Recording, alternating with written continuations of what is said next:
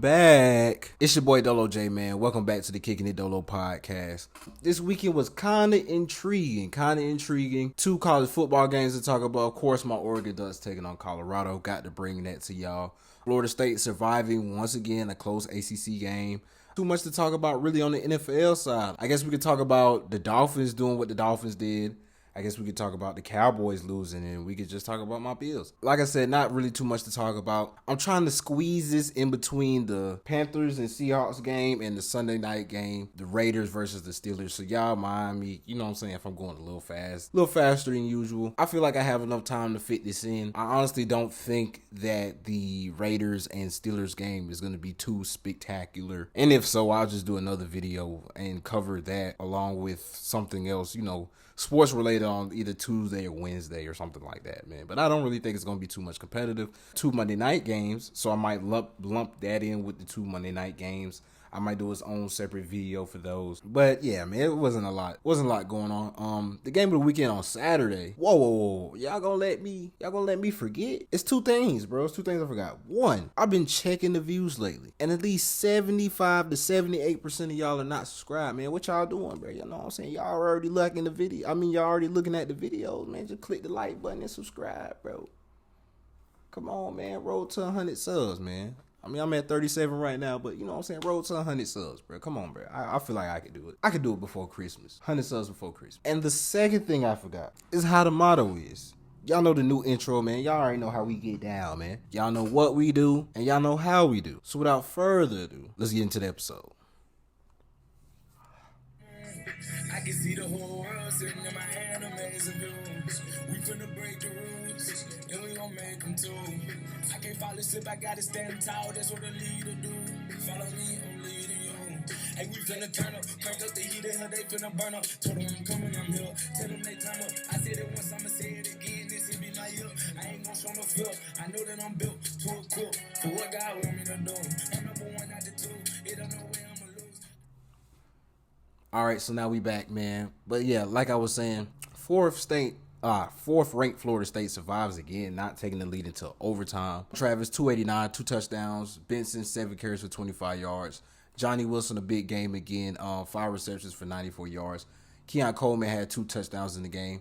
Klubnik, he had, I want to say Cade Klubnik, 25 of 38, 283, 1 touchdown. Had a sack fumble, which led to the Seminoles tying the game up. Maffa had 10 carries for 69 yards, and Brown had 5 receptions for 84 yards. Like I said, FSU did not lead. They took their first lead in overtime, bro, which was completely crazy. If you just looked at the first quarter and 2/3 of like the second quarter, basically, you just thought like, oh snap, Clemson might actually pull the upset. Now they were up 17-7, I believe, and then George Travis ended up running the ball. Then he injured his shoulder last week. I thought it was more of his left wrist, but it was his left shoulder. So I thought he'd be a little banged up. He wasn't gonna be as mobile as he was, which he wasn't. But I know it was one specific play. I think it was on the last play leading into halftime. He just lowered the shoulder. He got hit right on the left shoulder. Shrug it off. I'm good. You know what I'm saying? So he went down, let him down there, man. Really did his thing. Made it a 3-point game, if I'm not mistaken, right before the half. And in the second half, it was just back and forth, scoring. It was real sad for Clemson, though. Real sad for Clemson, given the fact that you've had control of the game. They had control of the game the entire game. They called the guy who was enrolled in online classes, White or Wentz. I want to say he's like a graduate student, I think. He was getting ready to he was finna take some type of office job. I can't really remember the name of it because, you know what I'm saying, they said it during the broadcast. I caught it, but I didn't really pay too much attention to it looking into the game. Yeah, he had a chance to kick the game-winning field goal, did not end up making it. I still believe they have faith in him. Pressure situation to go from not kicking since it's been a win since last season. And he was the backup kicker last season. He had 3 extra points, but you know what I'm saying, not really any field goals or nothing like that. But to go from that to basically kicking in a high pressure situation against the 4th-ranked team in the country, it did pretty solid. I know they expected him to make it, but you know what I'm saying, he had just started kicking like Monday, if I'm not mistaken. So to be thrown in that type of situation, and they had a lot of high hopes from him. I hope he sticks with him, and I believe he still has his job too after he finishes, man. So it's really good. That's really, really good, man. But Florida State survives again. Another nail biter, Florida State, man. It's just like they keep pulling the rabbit out the hat, man. It's just when you think they're down, they just come back.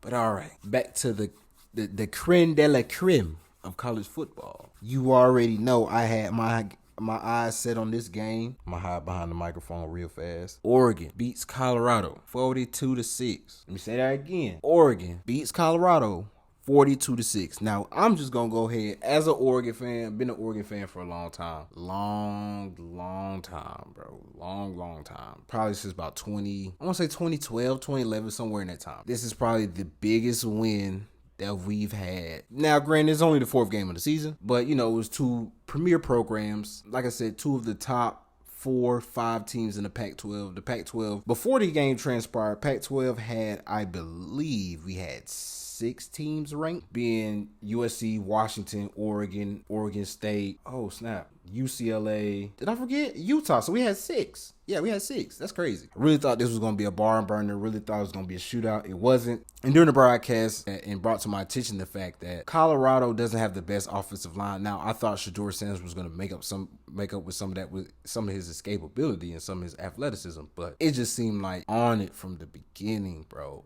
Like from the beginning, like they wanted to leave no doubt in this game, which is really good because we play Washington in 2 weeks. So I'm really going to need them to step it up. Washington is the team I have very high hopes for. I mean, not high hopes for, but I really feel like they might be the best team in the Pac-12. I don't know. They just jumped USC. I think USC dropped from 5 to 6. No, 5 to 8 if I'm not mistaken.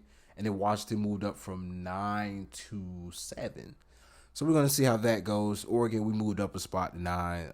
Colorado falls out of the AB top 25, yada, yada, yada. My boy Bo Nix, 28-33, 276, 3 touchdowns, 1 inch. Bucky Irving, 10 carries, 89 yards. Troy Franklin was a beast. I mean, like, he was just catching everything, man. 8 receptions, 126 yards, 2 touchdowns. Shedeur Sanders with 23 of 33 for 159, 1 touchdown. Hankerson, 5 carries for 31 yards. Xavier Weaver, of course, leading them in receptions again, 9 receptions, and also in yardage, 75 yards. Colorado got a chance to see, how they stack up against a premier program. I'm not going to say this is the end of their season. I'm not going to kick Deion while he's down or nothing like that.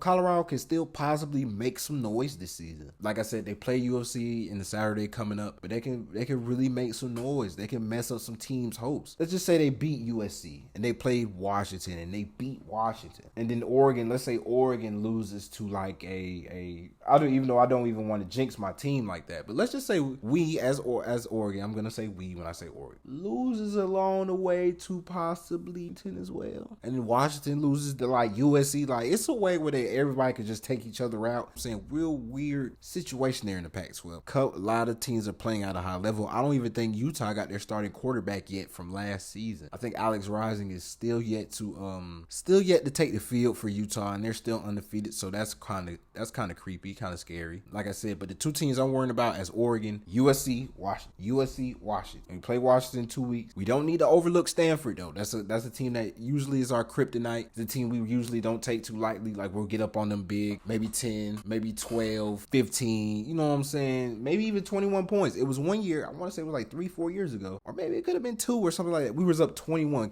they came back 1. I was so mad, bro. I was so mad because that was the season we beat Ohio State, and I was just like, bro, come on, bro, you can't be doing me like this. But yeah, man, not gonna kick Deion while he's down. Like I said, real glad my boys got the win. Really didn't expect the game to go in this type of fashion. I know I was rambling on a lot, but yeah, man, it's not really too much to talk about. The games that I thought were going to be exciting wasn't really as exciting. So that's crazy. That's crazy. But now we're gonna move on. We're gonna move on to the Dolphins. And the Dolphins, I have no idea that they were gonna put up 70 points. Now, I know they were going to put up some points, and you know what I'm saying? We've seen the things Tua's been doing this season. Tua's been doing this thing. But to put up 70 points in an NFL game, it's like them boys were playing on Saturday or something, man. That jump was crazy. It was crazy. Tua went 23 of 26 for 309, 4 touchdowns.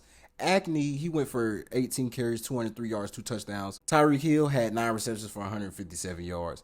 Them boys were balling, bro. Tua probably made his first. Last time when I was checking, because I was checking the play-by-play on ESPN, and I checked, Tua was like 9 for 9, like 197 yards, 2 touchdowns already. Them boys was eating. Like I said, and Acme had 18 carries for 203 yards. One man went for 203 yards rushing. That's crazy. And Tyreek Hill, he been balling out. I think he said everybody knows he wants to have him a 2,000-yard season under his belt. Hey, man, the way he playing this season, he might have it because he was going off, bro. The Dolphins, I don't know what cheat codes they put in before this game. I don't know what type of music they were playing in the locker room. Maybe they need to try and recreate that. I don't know. Or maybe are the Broncos this bad though? That's one thing we should ask ourselves. Are the Broncos really this bad? I don't know, man. I'm at a loss for words. Like, I really can't understand the fact 70 points. And the Broncos put up like 20 points themselves, but to be losing by 50 when you put up 20 points, it's just insane. Just insane, man. Really don't know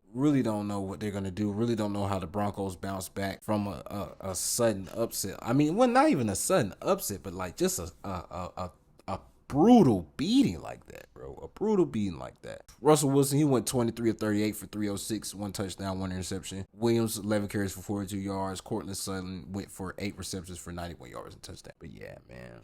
Broncos going to have to do something, bro. They even had the backup scoring touchdowns. Like, I think Mike White, who's now the backup quarterback, he had like a 58-yard touchdown pass. I'm like, bro, everybody was scoring, bro. Raheem Mostert, I think he had 4 touchdowns. Yeah, I think he had 2 receiving and 2 rushing. It's like everybody was getting on the board, bro. It's like they put the game on rookie mode, bro. They put the game on rookie. They said, nah, this ain't all man, nothing like that. Rookie, bro. The Dolphins were playing on rookie, man. That's crazy. Now, the next game we're going to get to. The Cowboys finally lose. The Cowboys lose to the Cardinals 28-16. Yes, this is the same Cardinals team that blew a 21-point lead to the Giants last week. Yes, that is the same Giants team that the Cowboys beat 40-0 week 1. So a lot of people gonna say, the Giants, they better than the Cowboys because the Cowboys, they lost to the Cardinals and the Cardinals, they lost their lead to the Giants. No, bro. It's any given Sunday.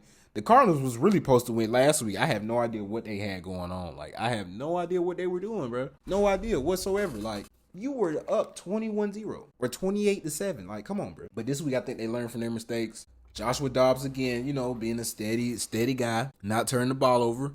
What he went? 17-21 for 189. Connor went for 14 carries for 98 yards, touchdown. And Michael Wilson, 2 receptions for 86 yards. Dak went 25 of 40 for 249, touchdown, interception. Tony Pollard, 23 carries for 122 yards. Michael Gallup led the raid, receiving 6 receptions for 92 yards. But it looks like the Cardinals, they found their recipe. You know what I'm saying? Joshua Dobbs getting the ball out, but also just getting the ball in James Conner's hands, bro. I mean, getting the ball in James Conner's hands and just letting him just bring pain to the opposing defense, bro. Like, he's bringing pain, straight pain, bro. And it's real nice to see, the Cardinals pick up a victory given the fact of everybody thinks that they're tanking. And they pretty much are tanking. You could say that they really got rid of everybody. But, they don't want to show it, in my opinion. But they might be out here trying to actually win football games. Who knows? Only the team, only the organization and the players know. The people who lead the organization and the whole. Yeah, man. It's going to be a quick episode. Might not even be a 20-minute episode. Cowboys really need to bounce back. They had a chance to, make a little dent. The Cardinals were playing outstanding defense. They weren't allowing Cowboys to really, get into the end zone like that. Dak had 1 touchdown pass. I forgot who it was to. He had 1 touchdown pass, but straight field goals. Made him kick field goals. Keep him out of the end zone. So it's going to be real interesting to see how both teams bounce back. Cowboys trying to keep pace with the Eagles within the division. The Eagles play Monday night. Who do they play though? Give me just a second. Let's see who the Eagles play. I forgot. The Eagles will be playing on Monday nights. They will be playing the Buccaneers. And then the Rams and the Bengals also play at 8:15. So, all right. So, possibly 2 games to cover with that. And with the last 3 minutes of the episode, you know what I'm going to talk about. Dun, dun, dun, dun. I got to throw my bills in here, baby. So we throttled the Commanders 37-3. 5 turnovers by the Bills defense. Josh Allen went 20 of 32 for 218, a touchdown and an interception. James Cook, 15 carries for 98 yards.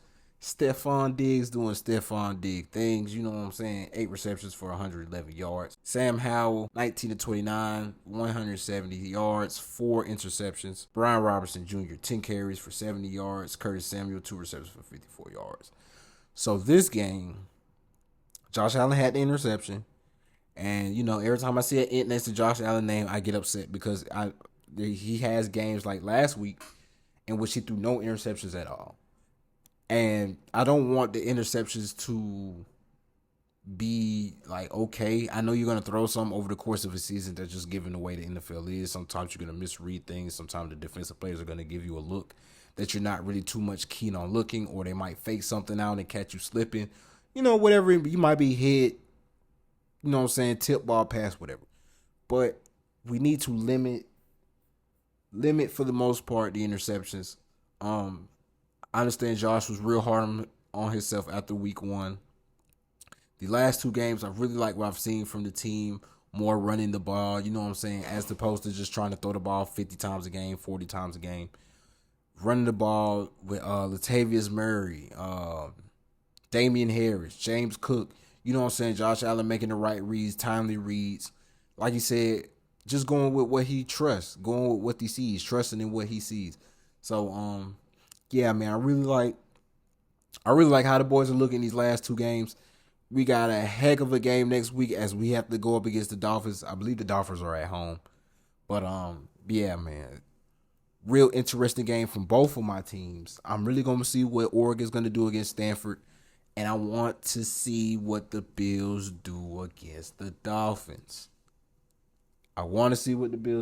Dolphins. Team's been putting up points. The Dolphins look like, who knows, man. The Dolphins are looking like the team to beat, man.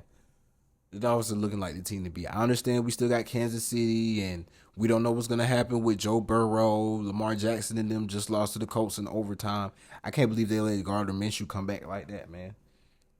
I think it was a 4th down play, though. It did look like it was pass interference on Zay Flowers, I'm not going to lie. Something. Because he got there, like, early. I understand in real life it was a bang-bang play, so the Colts, you know what I'm saying, they end up beating the Ravens, handing the Ravens their first loss. So it's going to be interesting to see how the AFC North plays out. But Bills, Dolphins, 1 o'clock, CBS, is the game to watch next weekend for me. To me, that's the game, because we already know how the Bills, how they're warranted and how they're looked at upon, you know, most of the analysts as possibly them and the Bengals possibly being the only teams on the AFC side that challenge the Kansas City Chiefs. But the Dolphins are throwing their hat in the ring. So we're really going to see what they got going on, man. But quick little episode for me. Weekend Roundup episode 4. The 4th installment. Kept it short, kept it light. Probably going to be anywhere from 18 to 20 minutes. Really didn't do too much. Next week, hopefully, we have a lot better games, so I can talk to y'all a little bit longer. But this has been your boy Dolo J of the Kicking It Dolo podcast. Y'all know what we do, and y'all know how we do. So without further ado, I'll catch y'all next time, man. Peace. Turn up the headphones a little.